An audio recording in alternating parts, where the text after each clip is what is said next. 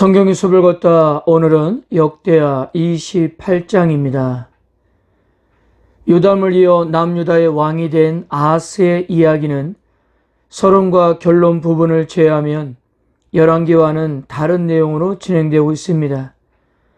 그리고 역대기에서의 아하스에 대한 전체적인 평가는 매우 부정적입니다. 열왕기에서 가장 악한 왕으로 평가받는 사람으로 히스기 아들 므낫세를 지목하고 있지만 역대기에서의 가장 악한 왕으로 평가받는 사람은 바로 아하스였습니다. 1절과 2절을 이렇게 시작합니다. 아하스가 왕위에 오를 때에 나이가 20세라 예루살렘에서 16년 동안 다스렸으나 그의 조상 다윗과 같이 아니하여 여호와 보시기에 정직하게 행하지 아니하고 이스라엘 왕들의 길로 행하여. 남유다의 왕들이 따라야 할 모본은 조상 다윗의 길이었는데요. 그러나 아하스는 다윗과는 다른 길을 걸어가서 여호와 보시기에 정직하게 행하지 않았던 것입니다. 그래서 성경 기자는 2절에서 아하스가 걸어갔던 길을 소개하는데요. 그 길은 바로 이스라엘 왕들의 길이었습니다. 여기서 길이라는 말은 지속적인 행동으로 자리 잡은 태도와 습관에 대한 표현이에요. 아하스도 북이스라엘 왕들처럼 하나님을 거부하고 습관적으로 저지르는 이방의 헛된 우상을 섬겼던 것입니다. 그 모습을 오늘 28장에서 적나라하게 보여주고 있는 거예요. 그리고요, 이스라엘 왕들의 길로 행했다라는 평가는 21장과 22장에서 여호람과 아하시아가 받은 평가였는데요. 이들은 아달랴의 영향을 받아 이스라엘 길로 행했습니다.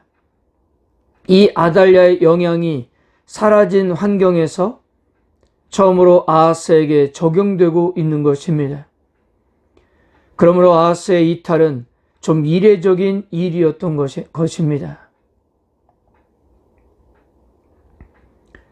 자, 그래서 2절에서 4절까지 아하스에 대한 부정적인 평가의 근거가 되는 죄가 열거됩니다.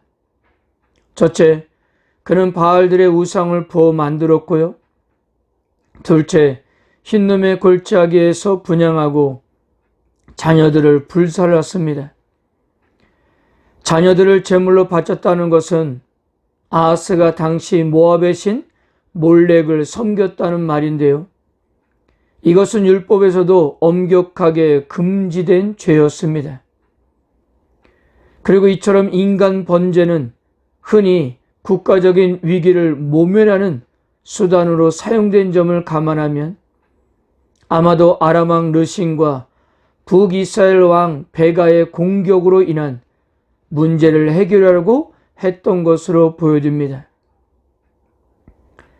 이사야 7장 2절을 참고하면 당시 아하스의 마음 상태를 알 수 있습니다. 어떤 사람이 다윗의 집에 알려 이르되 아람이 에브라임과 동맹하였다 하였으므로 왕의 마음과 그의 백성의 마음이 숲이 바람의 흔들림같이 흔들렸더라. 아마도 이런 국가적인 위기를 극복하고자 했던 것입니다. 그리고 셋째, 산당과 작은 산 위에와 모든 푸른 나무 아래서 제사를 드리며 분향했습니다. 푸른 나무 아래라는 표현은 가나안 종교에서 중요하게 여기는 곳으로 성적인 행위를 암시해 주는 곳인데요. 성적 행위가 풍요신과 연결된다고 믿었기 때문입니다.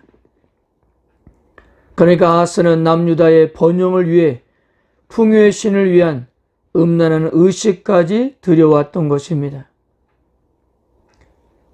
이런 것으로 볼 때 아하스는 왕으로서 나라의 안정과 풍요를 위해서 안간힘을 썼던 것으로 보여집니다. 이것은 왕으로서 당연히 해야 할 일이었지만 그런데 그 방법이 틀렸던 거예요.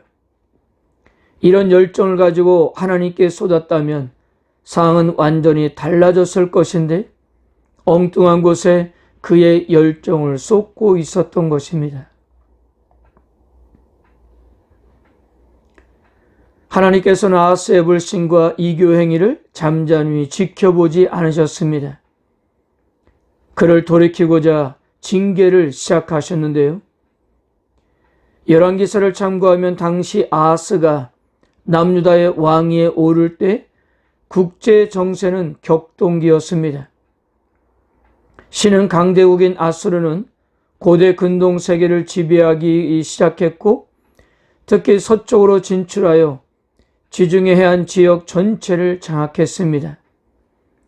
아수르의 입장에서는 아람과 북이스라엘, 남유다까지 장악하면 애굽과 아라비아까지 각각 뻗어있는 주요 교역로를 모두 관할하게 되어 당대 최강의 나라로 입지를 굳힐 수가 있었습니다. 이런 국제정세 가운데 아람과 북이스라엘은 서쪽 지역으로 뻗어가는 아수르의 독조를 막기 위해서 남유다와 뜻을 같이 하기를 원했지만 남유다는 오히려 친아수르 정책을 지향했던 거예요. 그래서 르신과 베가는 자신들의 정치 노선에 동조하지 않았던 남유다를 공격하게 된 것이고요. 이렇게 해서 남유다에 막대한 피해를 입히게 된 것입니다.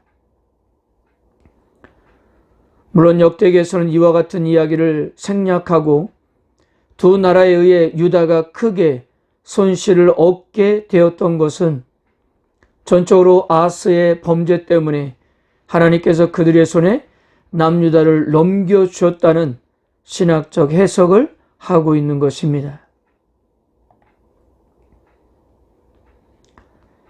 자, 이런 상황에서 성경기자는 8절과 15절까지 북이스라엘과 아하스를 비교하는데요. 이 내용은 역대기에서만 소개되는 이야기고요. 그리고 역대기에서 북이스라엘을 긍정적으로 평가하는 유일한 곳이기도 합니다. 북이스라엘 군대는 이번 전쟁으로 재물과 남유다 백성 20만 명의 포로를 이끌고 개선합니다. 이때 하나님은 선지자 오뎃을 보내서 그들의 개선을 막아섰습니다. 그는 북이스라엘의 군대는 여호와가 진노한 유다를 징벌하는 도구에 불과했는데 그 도구로서의 역할을 넘어섰다고 경고했고 또한 남유다 사람들을 자신들의 형제라고 칭하면서 이들을 포로로 끌고 가는 것은 죄와 허물을 더하는 일이라고 경고했던 것입니다. 거기에 지도자들까지 나서서 막아서자 북이스라엘 군대는 노력한 물건과 포로들을 포기했고요.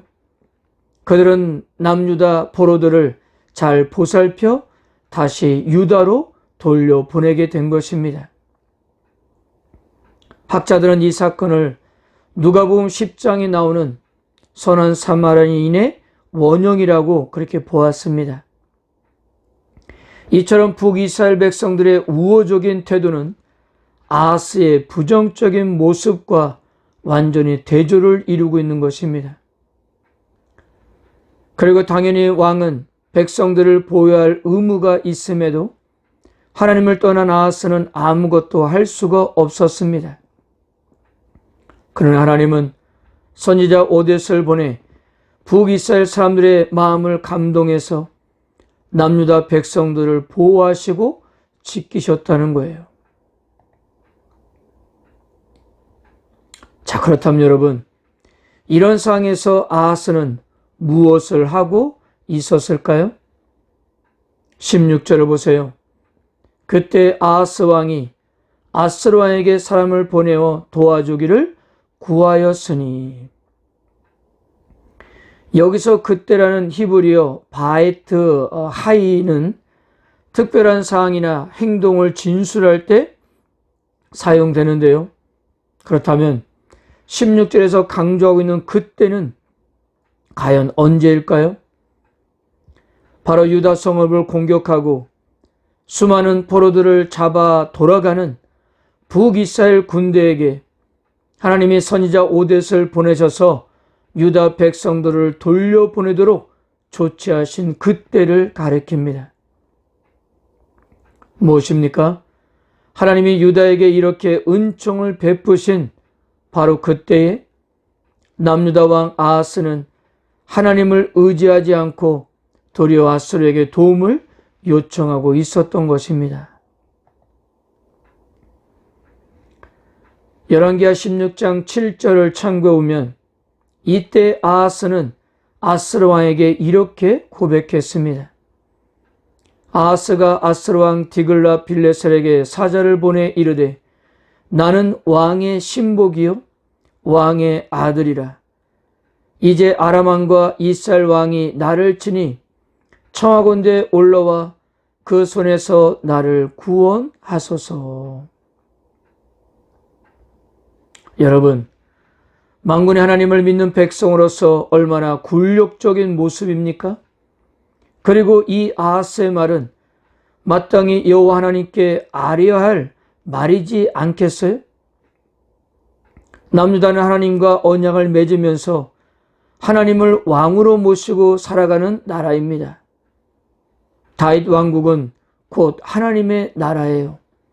그런데요, 소정의 목적을 이루고자 아하스는 다윗 왕국의 주권을 스스로 아수르에게 넘겨주고 있었던 것입니다. 열왕기의 관점에서는 아하스가 아수르에게 도움을 요청해서 성공적으로 아람의 군대를 격퇴시켰습니다. 그런데 역대기에서는 아수르에게 도움을 요청한 것이 아하스가 바라던 대로 되지 않았고 더 어려움이 있었다고 기록하고 있는데요. 이처럼 정반대의 기록을 남겼던 것은 아수르를 끌어들이는 일은 전혀 옳은 결정이 아니었음을 설명하기 위함입니다. 보세요. 아수르에게 도움을 요청한 것으로 분명 문제가 해결되어야 하는데 상황은 더 복잡하게 흘러갔습니다. 설상가상으로 에돔과 블레셋까지 공격해 왔기 때문이에요. 정말 총체적인 난국이었던 것입니다. 여기에 성경기자는 아하스가 겪게 되는 일련의 굴욕적인 결과는 정체적인 사항이 아니라 그의 종교적인 범죄로부터 기인했다고 결론 지었습니다. 19절, 이는 이스라엘 왕 아하스가 유다에서 망령되이 행하여 여호와께 크게 범죄했으므로 여호와께서 유다를 낮추심이라. 성전 봉헌 기도에서 솔로몬은 범죄한 백성이 어려움 속에서 회개하는 것을 하나님 백성에게 적합한 태도로 보여주었습니다. 그리고 하나님은 그런 어려움 속에서 회개하는 자를 회복하셨어요. 하나님께서는 아하스로 하여금 공경에 빠지게 한 것은 그로 하여금 회개하도록 하기 위함이었는데요. 어찌된 일인지 실패를 거듭하면서도 그는 바른 길로 돌아서지 않고 더욱 범죄하였습니다. 22절과 23절입니다. 이 아하스 왕이 공고할 때에 더욱 여호와께 범죄하여 자기를 친 다메섹 신들에게 제사하여 이르되 아람 왕들의 신들이 그를 도왔으니 나도 그 신에게 제사하여 나를 돕게 하리라 하였으나 그 신이 아하스와 온 이스라엘을 망하게 하였더라. 그는 성전에 비품을 모아 때려 부수고 성전문을 닫고 아무도 예배를 드리지 못하도록 하면서 각 성읍에 산당을 세워 그곳에서 분향하도록 했습니다.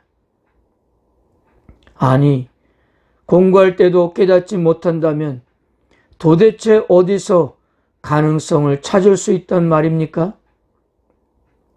이렇게 고집스럽고 어리석은 자가 바로 이 아하스 왕이었습니다.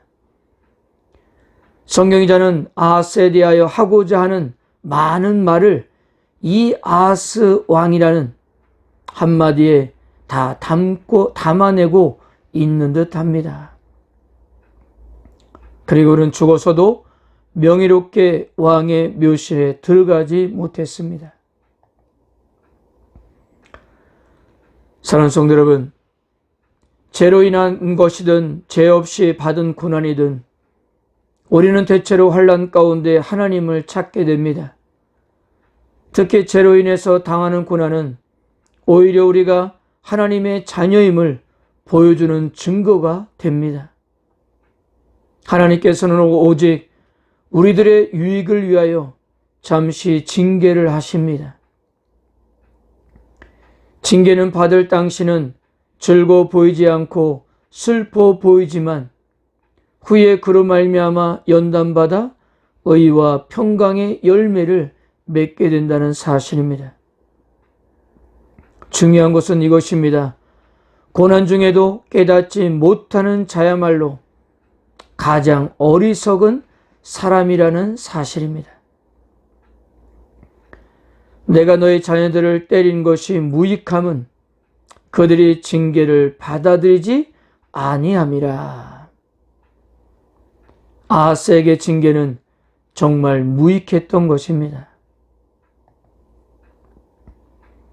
사랑하는 성도 여러분, 우리가 힘들고 공부할 때 이것은 하나님께서 우리로 하여금 깨닫도록 하셔서 우리를 돌이키기 위함이란 사실을 믿으시고 가장 먼저 자복하고 회개하시기를 바랍니다. 하나님께서는 그런 여러분들의 삶을 고치시고 회복하실 거예요. 하나님만이 우리의 궁극적인 도움이란 사실을 믿으시고 철저하게 주님께 간구하세요. 하나님은요, 오늘도 우리에게 필요한 것들을 채워주시고 가정 안전하게 우리들의 삶을 인도해 주실 것입니다. 온전히 주님만을 신뢰하는 하루가 되시기를 바랍니다. 아멘.